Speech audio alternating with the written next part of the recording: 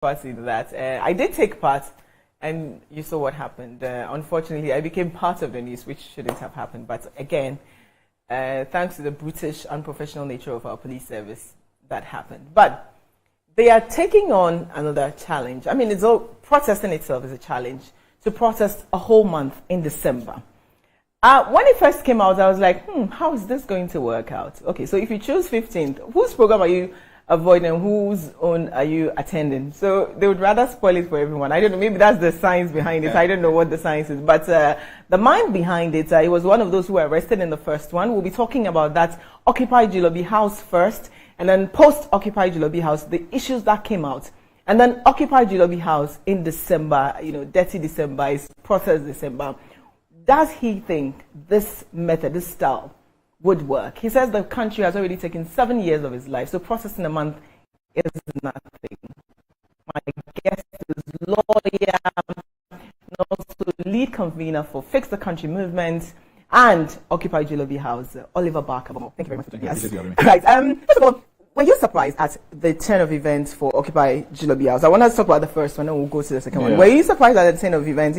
Day one, you showed up, you were arrested even before the process began, and then the subsequent issues. I mean, in some regard, you kind of anticipated it as well, because you had asked the direct question what the police were going to do. Yes. And we had a conversation about that.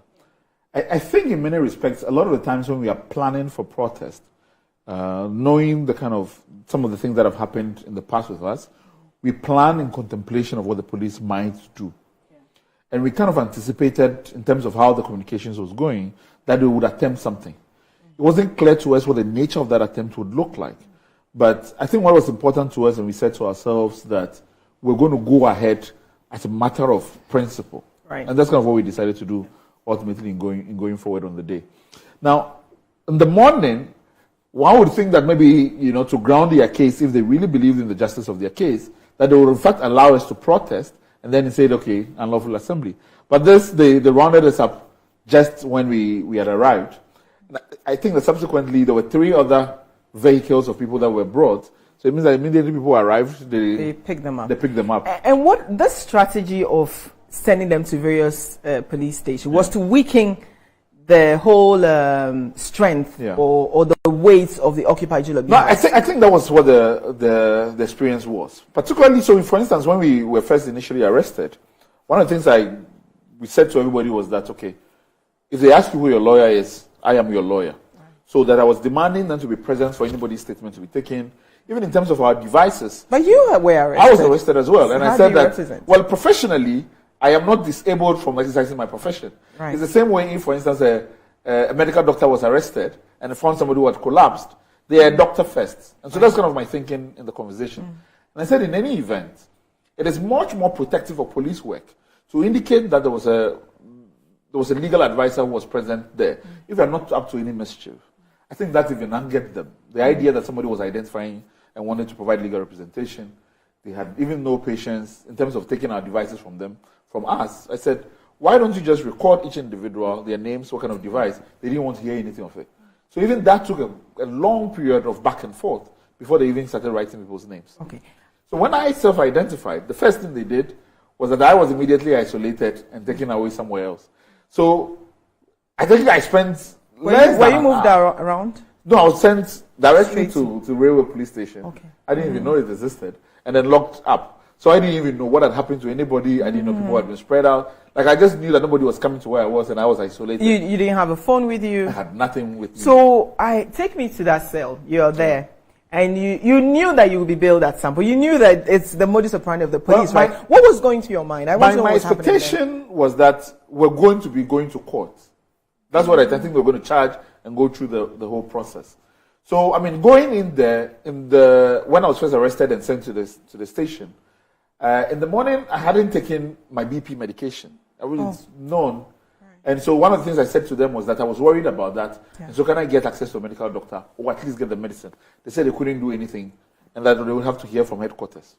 And so then I was logged in. So I was sent in there. And from my previous experience, I knew then who to talk to and to immediately look for the cell leader, introduce myself and all of that. So I went through all that process. My worry then was all the first timers who had been arrested for the first time the psychological effect it would have on them. Because I think that for myself and a number of people who are involved in our mobilizing, that's happened to us so many times that it has lost the power that they think it has over us, the idea that we'll arrest you and put, it doesn't have that effect anymore. So just settling into my environment, sitting down, I got some playing cards for myself and the inmates.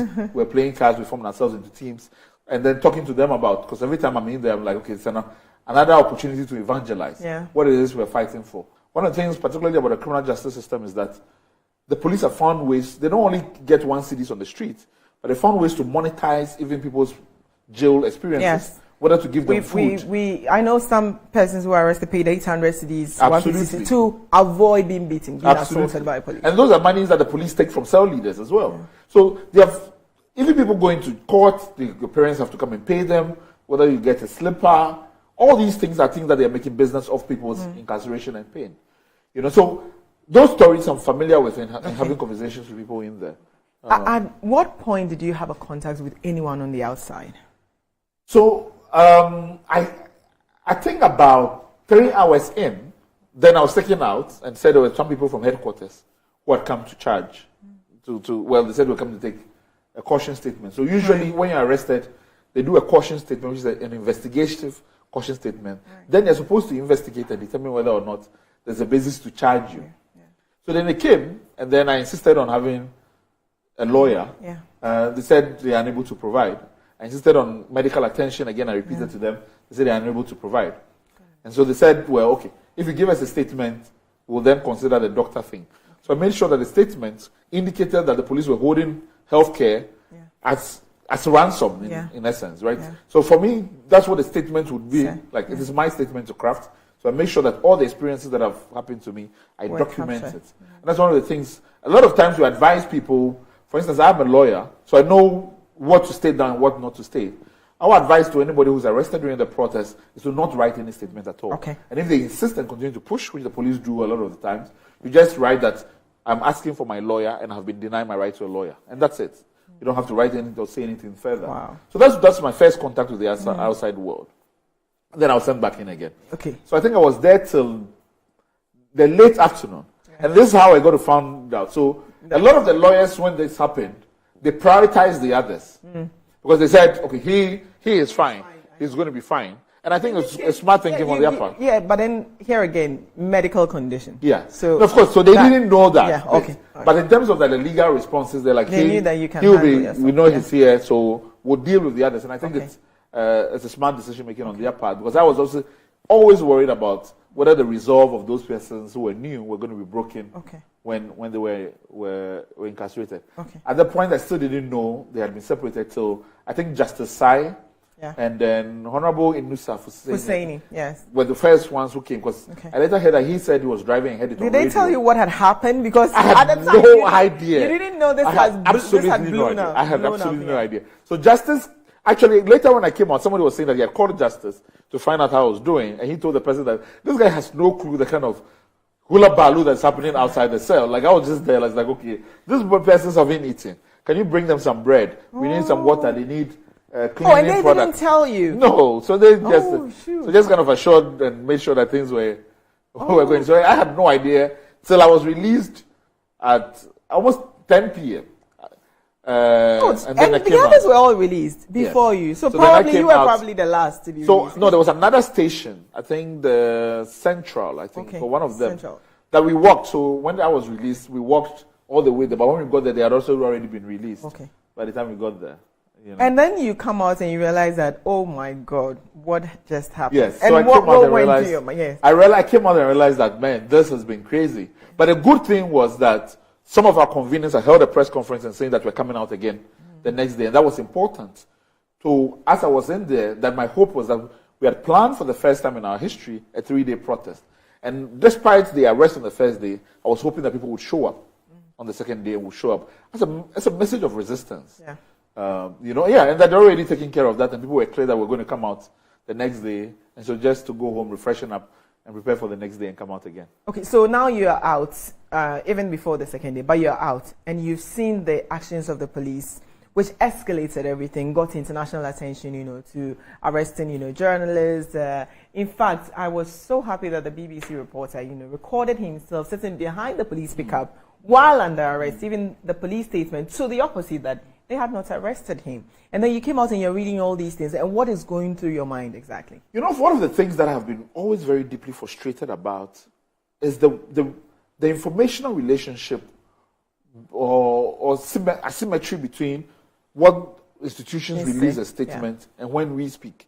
I'll give an example. Even in terms of the protest coverage, you were the only one who kind of gave prominence to in terms of covering it. The others, it was after the police released a statement saying that they're not going to allow people to protest. That's when they started covering. Because they thought that would defeat and diffuse the momentum. There seems to be some partial, I don't know what it is, in terms of when police release a statement. Maybe it's a systemic thing. It's a really systemic thing. Yeah. So just the fact that the police denied and all of those things, the way some people are reporting it, even though a lot of media houses knew that Thomas and others had been picked up. But yet they went ahead and reported these statements as facts. I'm always fascinated by how we refuse to take the police or institutions on more squarely when we know clearly they are lying by the statements they put out. I was also kind of interested to see, and one of the things that we have from the very beginning we're talking about is that for what we are doing to succeed, it has to become decentralized. So I was very impressed by the spontaneity of people on social media who started organizing themselves, had no idea about who were organizing the protest, and then started, okay, we need food, we need water, we need this.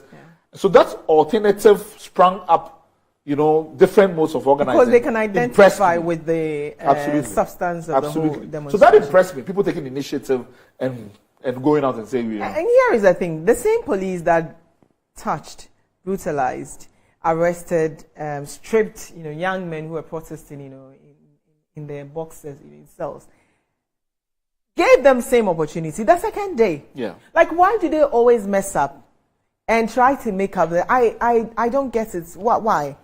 I think that a lot of the times our institutions are reading the body language and tone of the government.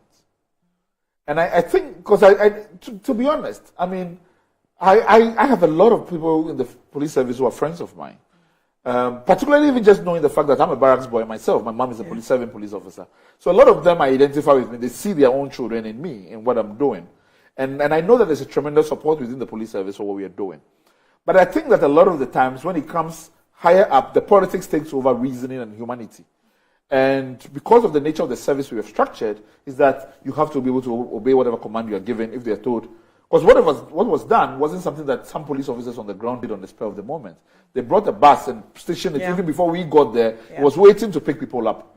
So this was and if you're wearing red or black, they just picked you This is what the plan was, that we were going to do this, right? Now, what I found fascinating was the idea that the Greater Accra Regional Command picked us up, sent us into a room, locked us up, and brought in these individuals who, were wearing earrings, who said they claimed they were police intelligence, and unleashed them on us to beat us up. That's the part that I find I don't understand. Because if you do genuinely think as a democracy that we have broken the law, then your duty is to act professionally within the confines of that law and processes for court. But to unleash individuals onto citizens to beat them up is one of the things that I would always struggle with in terms of what they did. So the police statement clearly did not diffuse or defeat the purpose for which. In fact, what the police action on the first day did was to actually inspire and encourage more people to come out. Second day, I think people were a little cautious. The statement before the first day was actually to put some sort of fear in young people's hearts that if you came out, the police would either attack you, brutalize you, which they did on the first day. So they kind of reduced the numbers. But post that, second day, third day, we saw the numbers increase. And all of that has still not shattered or discouraged you. And you say you're going to do that in December? A whole month? I mean, one of the things that we have come to believe is that the reason why we have had the kind of democracy we've had for 30 years is because we are not seeing that consistency of actions and refusal to back down the demands we are making from officialdom. And we have to be able to instill that to change the dynamics of our politics. And one of the things I say is that irrespective of who wins in 2024, they're going to find a different Ghanaian youth. And we have to be able to prepare the Ghanaian youth towards a different kind of engagement with the system to demand better and be more aggressive in the demands we are making of the system. So when we say we are building a protest culture, we mean it in every sense of the word. They're not just protest and coming onto the street to protest, but speaking up in the different forms that you can organize to speak up. And so for us, it's always about pushing the boundaries of what we can do as young people in demanding different. So like this whole idea of, let's try the 3-day protest. Okay. A lot of the time the protest novelty, is coming, yes. it's challenging that novelty. Can young Ghanaians sustain their demand for advocacy? What about if we push it to the ridiculous heights of a month? And even when I say ridiculous, mind you, young people in Hong Kong stayed on the street for 6 months. So we are not yet there. But our approach is that let us build gradually towards that point. But you have young people who have raised, who are resisting the current modus, who have raised concerns about the whole month, because even though they want to process, I think there's a part of them that wants to do that 30 December. What do you say to that? Now, so I think that because this has not happened before, people are unsure about what the structure and format would look like. What would it be? So a lot of people who are sympathizers of this feel like to fully support, I have to be on the ground for 31 days. No, we are not demanding that of you. Okay. We would have organizers who are going to be on the ground for 31 days to ensure that everything goes according to plan. But what we have is that we're going to roll out in November how the protest schedule would look like. So that there are days when you would have to determine for yourselves, why am I coming out for this day? There are going to be specific days which are themed for different things. Okay. So if it is about healthcare, which you are passionate about, you know that this Saturday a day where you will is come a out and healthcare protest. Related Makes issue. sense now. Makes If sense. it is something about police brutality, you know that this is the day I come out. I'm coming out on that day. So this is exactly. So the different things that you connect with, that you have to be able to give people different things to connect with and come out to protest. But this thing is creating a space for resistance for 31 days. Okay. And even if we told ourselves, there will be men on the ground every single day. There will be men on the ground every single day as organizers to ensure that this is what is supposed to happen. I can assure you the police will be on the ground. You know, the police are going to be on the ground. When it first came out, I think my tweet, I can't remember the exact thing I said, but I tweeted something in support of, oh God, we've given, you have given Ghana police work to do throughout December. I mean, I was like, this is to punish Ghana police throughout December, yes. Yeah, so I mean, the thinking is, even on specific day, we'll kind of decide, like even the 3-day format, right? We had, the second day, for instance, was going to be educational. We're going to be telling you about Ghanaian history, about people's rights, about the mobilizing for independence, what the founding fathers went through, things like that. We want to be able to infuse educational things in our protests as well. Because the key part of being able to organize is also about education and people's knowledge about the meaning of protest, why this is significant, why you are doing some of the things you're doing. Being able to be top of the figures, and even in terms of who you're speaking to, it is important. One of the things we say we wanted to avoid is placards without knowledge, we say, which is that people holding the placard without deep connection to the issues. Yes, we are breaking that barrier in many respects. So that's kind of why the format is going to be. There's probably even going to be a day where individual organizers will be there. We're not going to ask individuals to show up, but there's going to be a flame burning. So like different modes of showing you what resistance looks like is one we're going to be exploring with. We are asking people to trust in their own creativity. Yeah. You know, and that's what we want to be able to show and see on that day. For us, it's a test also of our ability to mobilize. You will be out 31 days. It's a test of our ability to mobilize and reach people beyond even just social media. It's reaching to people in different communities. Those are all part of what we want to be able to.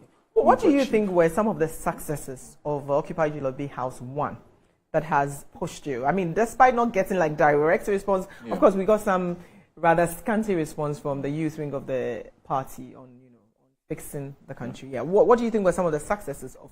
So I'll start first with the response. Yeah. One of the things that we have always said is that our protest is not directed at the government. We don't believe that they have the capacity, willingness, and interest to listen to us. That we are speaking directly to the heart of Ghanaians. Okay. So this for us is a message to again resonate with young Ghanaians across the country. And that's what it's going to be again.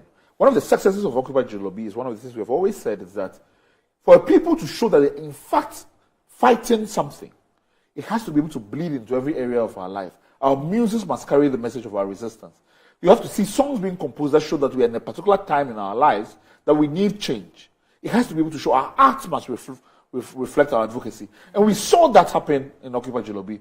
That persons in the, whether in the arts industry or whatever, felt that no, they could not sit on the sidelines. That is the kind of culture we want to be able to create in all segments of our society. Particularly now, and what we are hoping for is how we get organized labor to work through its political divisions and show up as well. And that is important to us. So bringing every aspect of our society is a key part of what we are trying to do. The other thing that we want to be able to move on towards is how we bring others, not in Accra, into the conversation. So our mobilization contemplates being able to bring people from the other 15 regions into Accra. It depends on how much you're able to mobilize, depends on the support you're able to get. A lot of the times people have talked about, why not just do it simultaneously across the regions?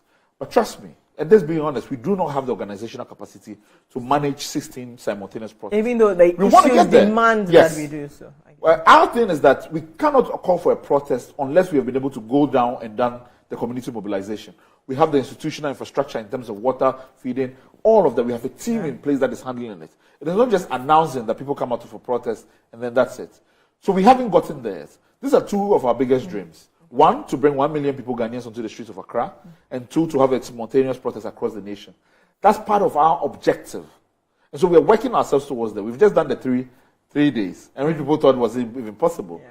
So let's get there. When we get to the month, and people, it's a showcase and a test of our own mobilized organizational skills. It can then create appetite for, okay, can we then protest, even if it is the northern sector or the middle belt and this, then we are building up our own capacity as young people. It's a longer fight. Okay. So I was asking about, what do you think were some of the direct success? So in terms of direct success, one of the things is that came out of as far as we are concerned, one, the number of people that the message was oriented to throughout the country. Two, the number of people who have volunteered, who have come out to volunteer for what we are doing. I mean, now we are at a point where we are coming up with tests. We're making people take tests to screen the number of people who just want to volunteer. It's just an avalanche of people who says that we want to do this, we want to put our hands in the dirt and also be part of the organization. That for us is the most critical part of what we are trying to achieve. Just a lot of people who have a sense of civic duty and says that this is the work I do and I want to be able to do more. The third thing is the sporadic sprinting up of the different organization points and decentralized parts of the thing. And even now as we're having these conversations, we as Fix the Country Democracy Hub are official organizers. But trust me, we have had different conversations with different groups that are mobilizing in their own different circles of how to do this. In fact, interestingly, even in my own private professional work as a lawyer, a client came into office, didn't know that was the law firm I was working for, and said, oh, actually I've been looking for you. Because in our space, we had a meeting about how do we support Occupy Julorbi, and these are the initiatives they were doing on their own, completely disconnected from what we are trying to do. So that sense of the ripple effect has always been what we are seeking to achieve. Well, it was in Berlin, right? Was it in Berlin? So there was in Berlin as well. There was in New York as well. Oh, and London was. There was in London as well. So that continuous ripple effect of what we are trying to do, we are interested to see how that grows and continue to channel it. Now, what about? I don't like to even start calling. I think at some point, our language around what we are doing would shift from protest to rally, because I think that protest even gives the idea of a particular system, but we are not. I think we have made it. We've become clear to us that the institutions that we are trying to show advocacy to are not responding. That we have to rally ourselves towards building a different alternative for ourselves, and that's where it's going to be going more in the direction of, I think. Okay. Then the issue of the talking points. Yeah. You had some very eloquent, vociferous, passionate speakers. Protesters. Yeah. And one that really stood out, I think one of the successes is the issue of dialysis. The young lady who spoke about, a man who had taught for several decades, unable to pay for dialysis. Yeah. And then it comes out that dialysis had actually gone up by over 100%. Absolutely. And that became a national conversation. As we speak, the president says, there has to be a committee and the Ministry of Health to look at if we can, capture that on that. I mean, I want your thoughts on that conversation and what happened to that young lady who spoke about it. One of the things which we have always been very clear on, and one of the biggest demands, we have 3 demands, standing demands as an organization. 1, we have called for a new constitution for a new generation, which you're aware of. 2, we've called for a new economic charter with Ghanaians that gives us certainty about the economic future. But the third one is calling for a national reconciliation process, where the mic is given to ordinary Ghanaians to tell you the experiences of our democracy. Because we did a reconciliation to catalogue the military years, but we haven't catalogued the experiences of 30 years of a democracy. And just trust Ghanaians and give them the mic. So, if Ghanaians are allowed to tell their ordinary story of their interface with the system, the stories and the lived experiences of people might get us to rethink this project and how do we truly connect it back for people to have trust in the whatever society we are building. for those for us are manifestations of persons who in their everyday lives would have been talking about these things, but the protests allow the media to shine and give them the microphone. Yeah. Right? But I mean, it's become a national conversation on the dialysis. Again, then Kolebu comes out to say that, oh, it's not true, it hasn't gone through money. And they were taking it. I mean, fortunately, people kept receipts. Again, we will talk about even the Ghana. The idea of our institutions continuing to feel so comfortable to deny what is fact without any sense of accountability is part of the problem. Yeah. But yet, Nasiba, for instance, did a very fantastic job. Yeah. And just people connected, I think, to the passion of what she was talking about and the way you speak it. Because a lot of the times, people are aware of a particular problem, but their sense of urgency and an understanding of how they shouldn't accept something doesn't carry through unless you have somebody who is effective in communicating. I think she did a brilliant job. Unfortunately, the repercussions of it has become a question of national. So we will talk more about the repercussions after the break. For Nasiba, I'm a governor, 2 days to graduation. General Legal Counsel says, look, we still don't think that you fit this institution. What really is her crime? Did the protest have anything to do with it? For a lot of people, yes, it did. And I think so too. After the break, we'll talk about that and the implications of what they intend to do. Will that encourage more people, young people, or rather discourage them? We'll be right back.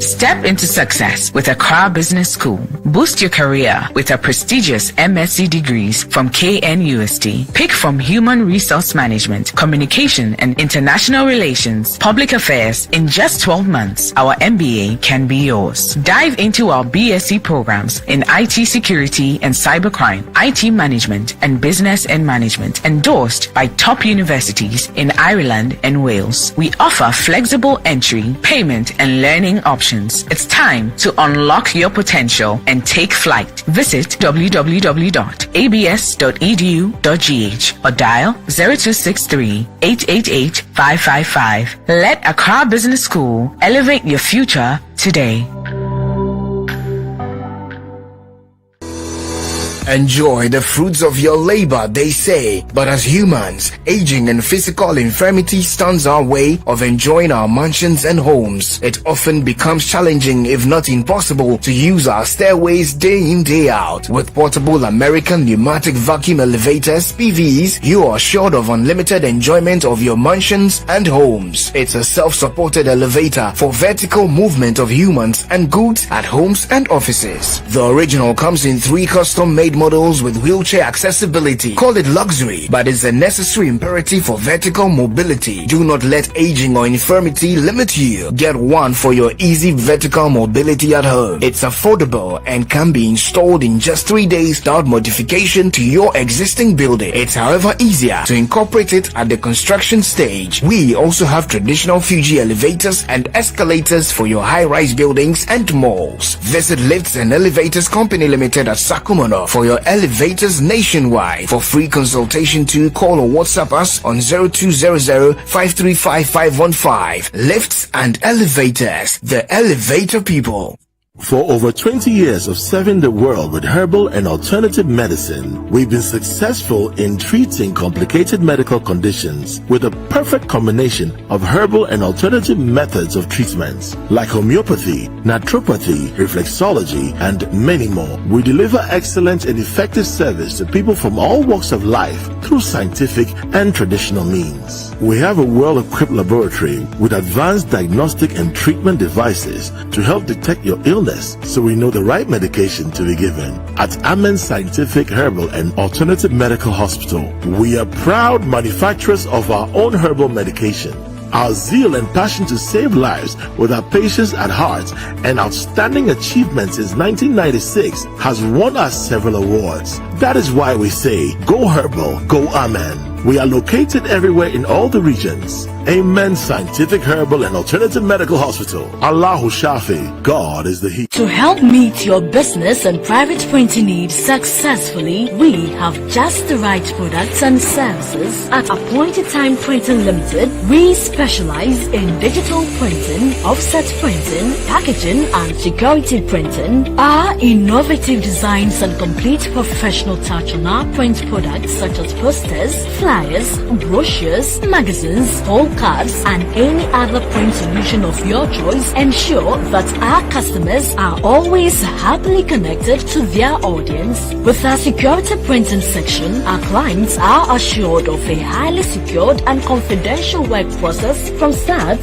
to finish. At Appointed Time, our prices are very, very competitive. Locate us at the old GNTC building near Swansea Shopping Arcade, Accra. Contact us on 0501 454165, 0501 454167. Appointed Time Printing Limited. Our printing is the solution.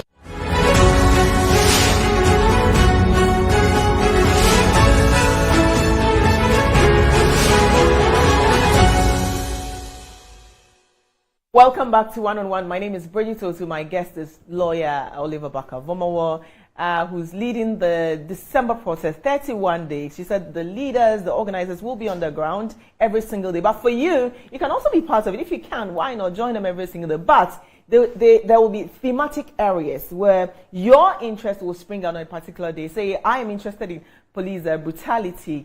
So on that day, if they're protesting police brutality, you can come out. If you're talking about the terrible healthcare system or healthcare delivery that we have, yes, come out and protest. So I hope that makes it a lot easier for you to join the protest, because really, it's really about, like he said before the break, about giving the microphone to Ghanaians so they can tell you how this democracy has worked for us for the past, 6 elections. My guest is still here. So I'm interested to know, before the break we talked about the implications of coming out boldly, with your face to speak on a particular issue. Yeah. It's a national issue. Yeah. And then you lose your job, or the Ghana General Legal Council refuses to call you to the bar, even though you knew 2 days prior that you were already, or some sort of, you have already been called to the bar. I mean, I think that one of the things which is why we are here is that there's so many institutions and power sectors in this country that are comfortable with the system that we have. That the system tenders to them. Think about the people in the General Legal Council, for instance. They're creme de la creme of our society. They get police protection. They get all kinds of juicy allowances. They're on the Article 71 office holders, primarily. They retire on their benefits and things like that. I worked in the International Court of Justice. Yeah. I worked for the President of the International Court of Justice.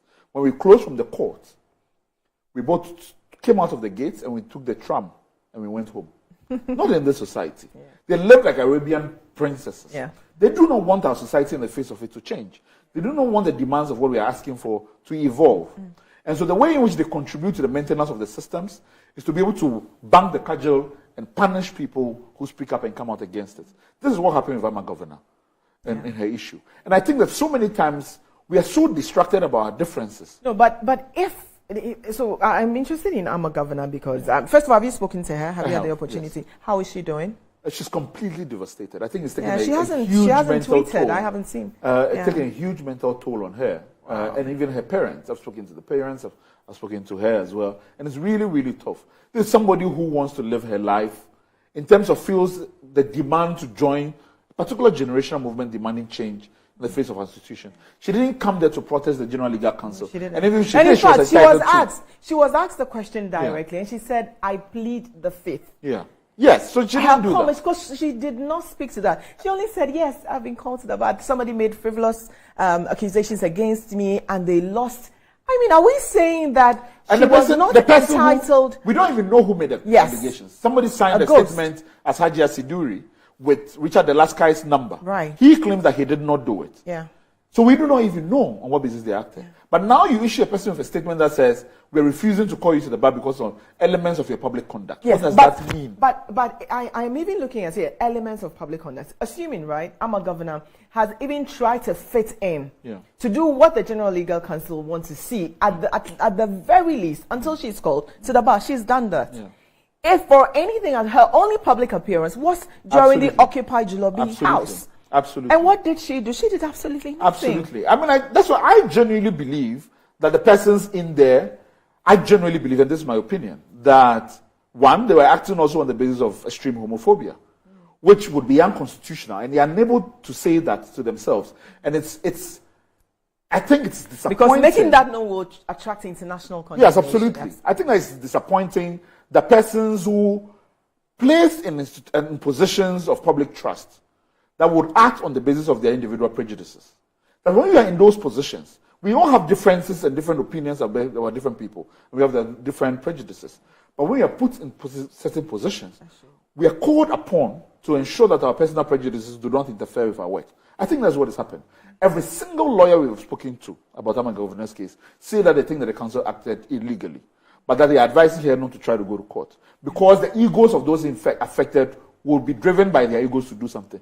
This for me is a vote of no confidence in these people, and they believe that they act based on their egos and personal prejudices. And it's disappointing to say the least. That's not the society we want to build. And I'm disappointed by these persons who continue to hold those institutions and use them in that regard. My hope is that legislation that Havi Sosu is pushing would break up the General Legal Council and make it a thing of the past. It's a relic of the past, and that these persons are persons who are refusing to give up power. What more does she need to do? I mean, I'm not saying that, she has to change who she is, but just so she could pass. What more can she do? That's the thing. Like, even legally speaking, if you think that there's a particular public conduct, she's not been charged with any crime. You haven't even told the person what it is wrong with it, so the person can address it.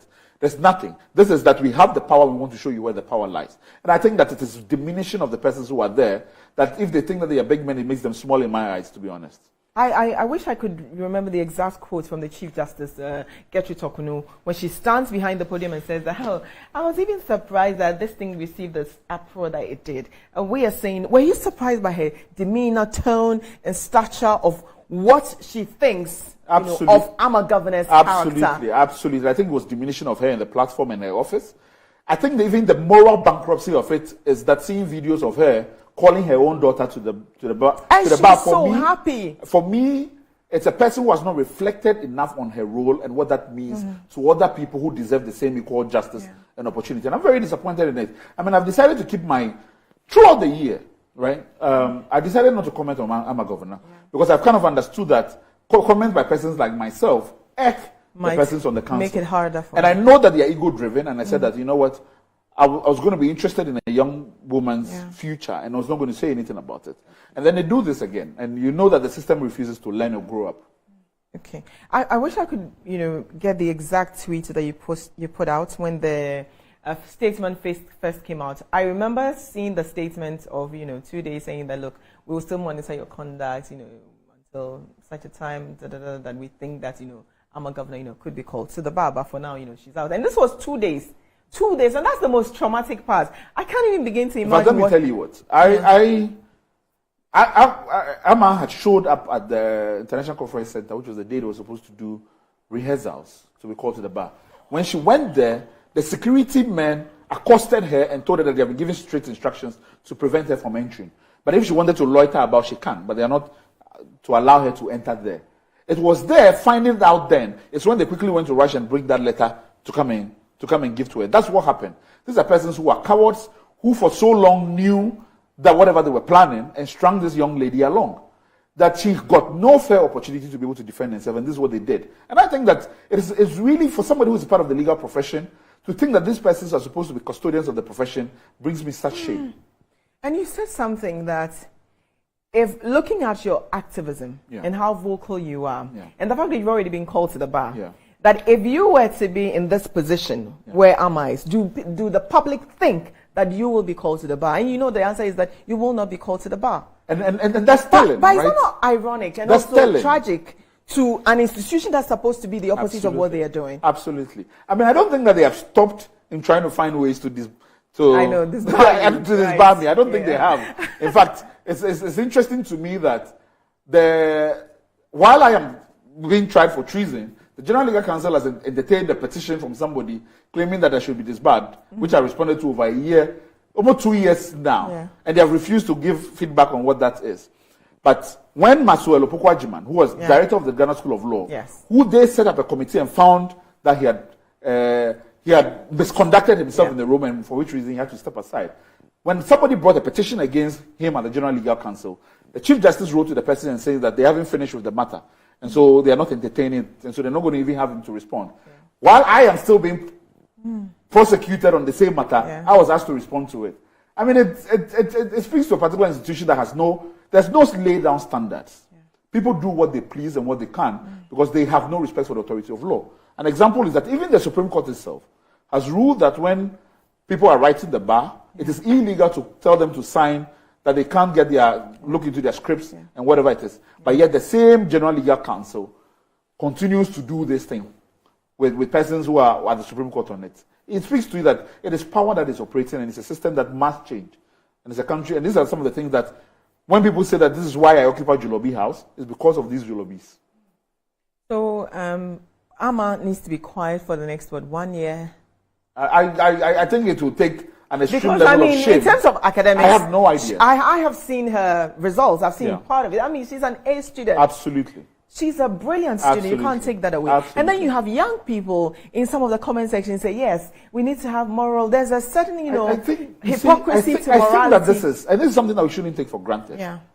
I think people are unable to separate their own personal prejudice. Yes, the personal prejudice. So whatever personal or religious opinion you have on the question of perceived sexuality from what justice should be. Yeah. We want to be able to create a society, and one of my oaths as a lawyer is to be able to create a society where, irrespective of who you are, your rights are respected. Yeah. But if young people are saying that because of Ama's perceived sexuality, whatever the General Legal Council does to her stops her from practicing her profession, is fine.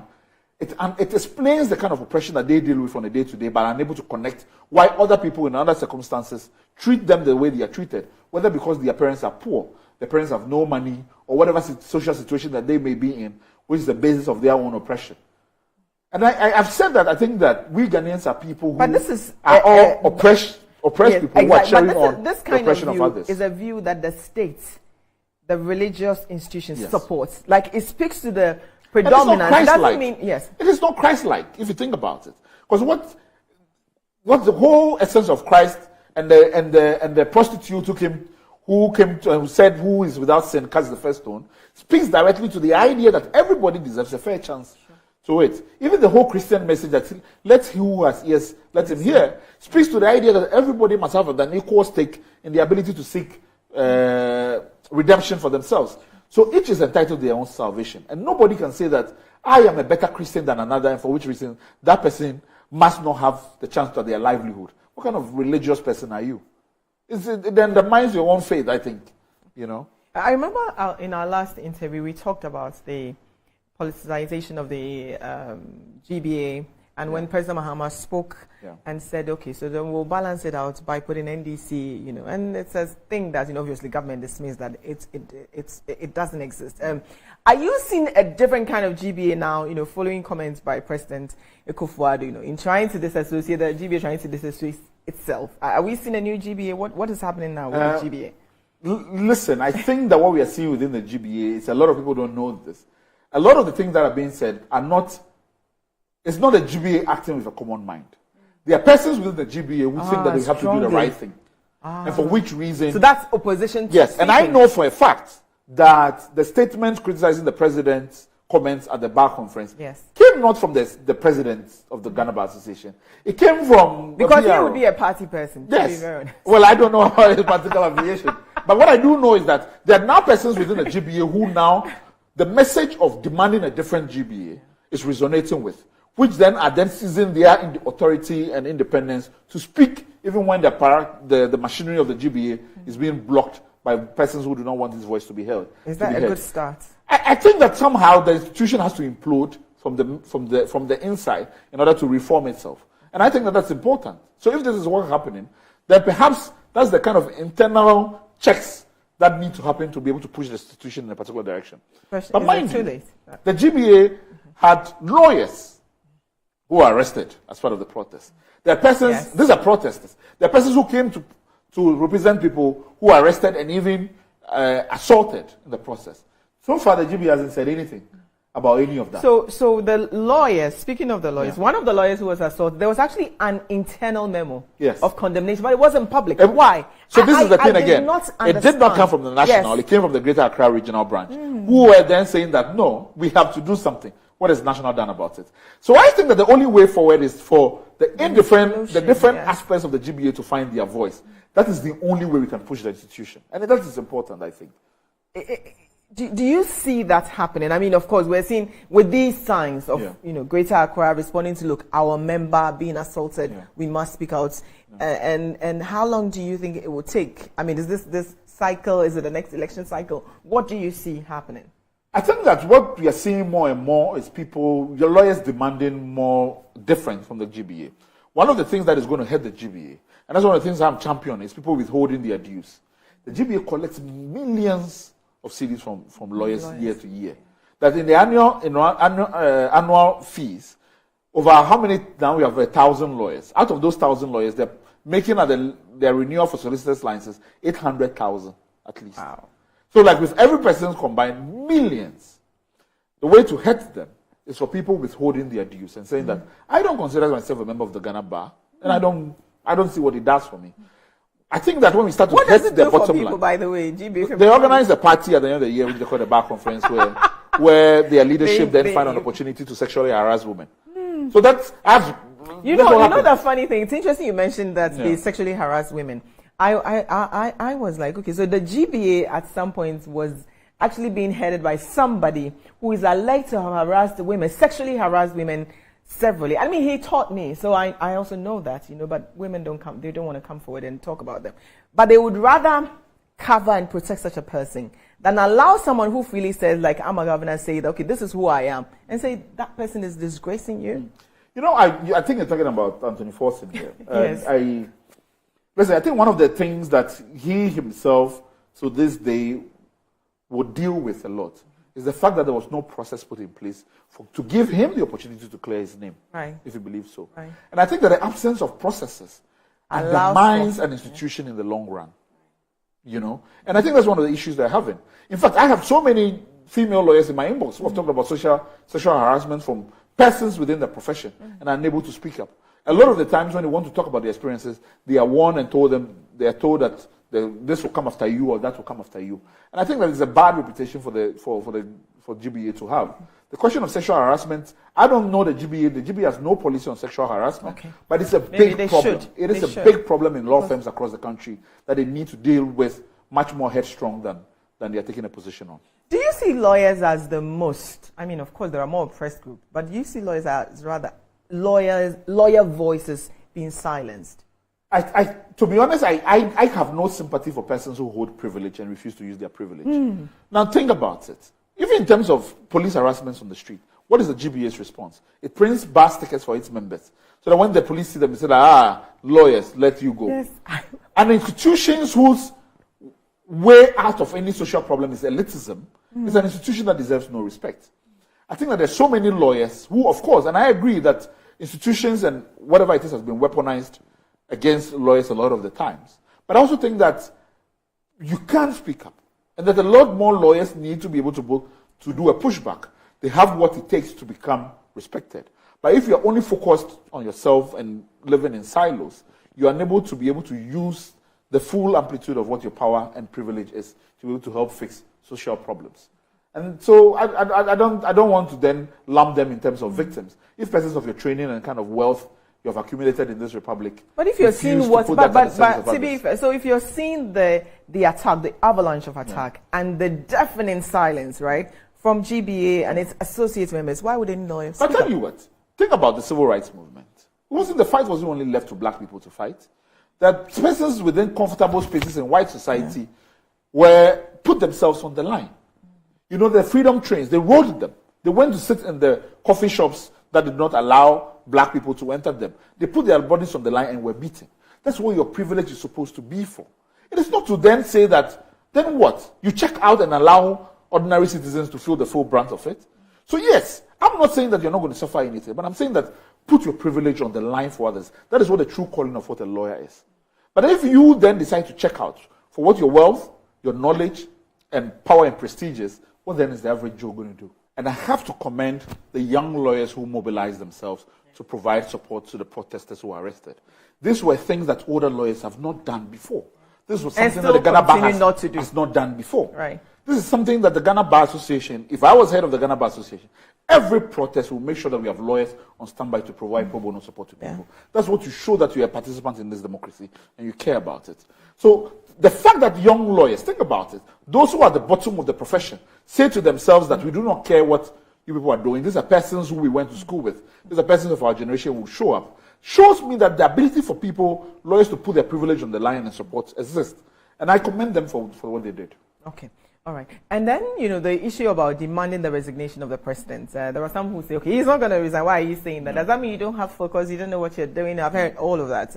You're asking for the resignation. What else? I think there was... No, we asked that he resign or we force Parliament to impeach him. To impeach him. All right. So they're saying he won't resign. Yeah. So then why are you asking of him when you know the answer? Yeah.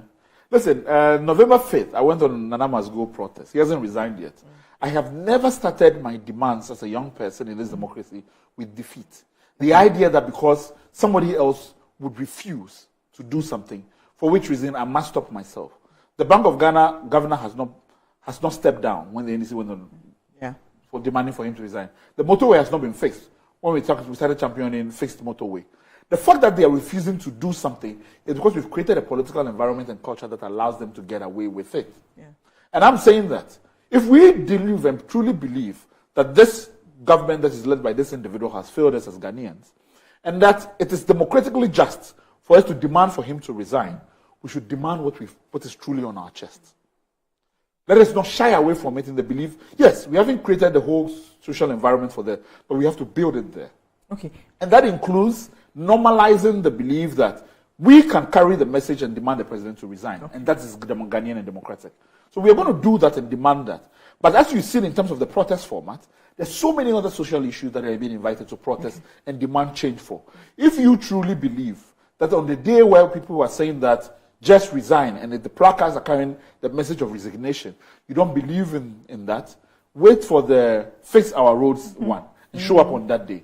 But I truly believe that we have to be able to create a situation where Ghanaians are comfortable in demanding that their leaders step aside, as happens in other democracies. Okay. And that's truly just. I wanted to get your thoughts on lawyer Akoto-Ampao. Unfortunately, we got the news that he had passed. Prior to that, most of you know him from the election petition, extremely vocal, brilliant lawyer. And also, he happened to be your lawyer? Yes. At some point, I think I saw him at a process. He was holding the Yes, placard. he did. He was one of the conveners of the what's the name again? Coalition of Consensitivism. Yes. That's where I saw the. Yes, I think it's only persons who do. I think a lot of people got to know Sheshe mainly through the election petition and also the idea that he works in Akufo-Addo's firm and so was a friend of his. But no, he has a long history of activism. He was part of the revolution in the early days. He was part of the true left. One of the things he's always talked about was his worry that the coup that happened destroyed the left movement in Ghana. It's one of the things that he was always pained about, because a lot of them thought that it was an opportunity to build up a true Ghanaian left. What did he mean to you? I think for me it's a standard of a lawyer who, despite his own personal opinions on different things, fought for what he thought was right and what people's rights are. So, for instance, he represented him in the treason trial, despite his friendship with the president, knowing the injustice of the charges that were laid against me, and said, you know what, I don't believe in what this is, and it's a test case for the social movement that is ongoing, and I have to be there. In fact, he always used to say that our form of social movement and what we're doing is what will save this country from a possible coup d'etat. So he always said that and believed that passionately. A lot of people who have spoken about him, unaware, for instance, that he led for decades the right to information. He was the head of the Right to Information Coalition, supported that movement because he thought that it would improve our democracy. In recent times, I know that there's been a lot of backlash because he's been one of those who have been vocal around the question of the LGBT issues. And people do not, again, this is where people's morality cloud what a fight for people's human rights means. He's been very clear that the approach, even if we believe that is not what our society is not the approach to the bill and what the bill seeks to do, that we are putting people in harm's way and that this is not Christian-like. So Sheshe truly believed this. And I think that if there are a lot more lawyers who, despite their own professional work, live for their principle, I think this country will be in a better place. I've said that I am not fit to even unlace or lace his shoes, and I truly believe that for the legacy he has done, my hope is that he is awarded with a posthumous national award. If there was anybody more deserving of it, I think the same. Somebody wants to contribute, as we wrap up, if somebody wants to contribute, is there a number that they can reach out, to support the process in December, with water? I'm sure we'll have other conversations, but since we're starting early. So one of the things that we're asking, we live exclusively on support. Our mobile money number is 0599 100645. Okay. And you can go to any of our social media handles as well to be able to reach out to us. As long as any form of support, whether it is material or any kind of support, we're happy to take them to be able to make the protest a success. I want to say a big thank you to you. Unfortunately, time's up. I hope that as you listen to him, you are inspired by his words, his commitment and passion to see this country working, truly working, and for the people for which this country was built, and the forefathers on whose blood all of us stand to even utter a word, and on whose on their blood that sometimes we're not even worthy of. Because if you're just terrified by the idea of 30 days, imagine what our great grandfathers had to do for us to enjoy this democracy that is not functioning. My name is Bridget Otu. Again, thank you very much for joining us.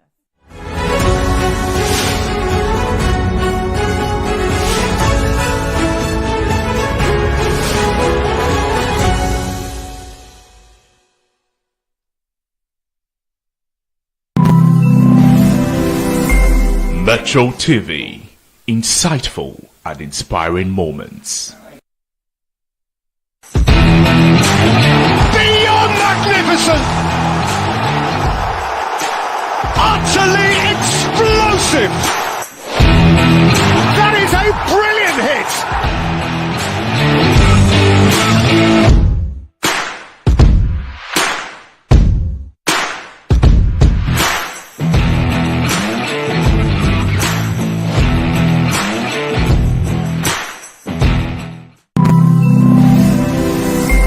Metro TV, insightful and inspiring moments.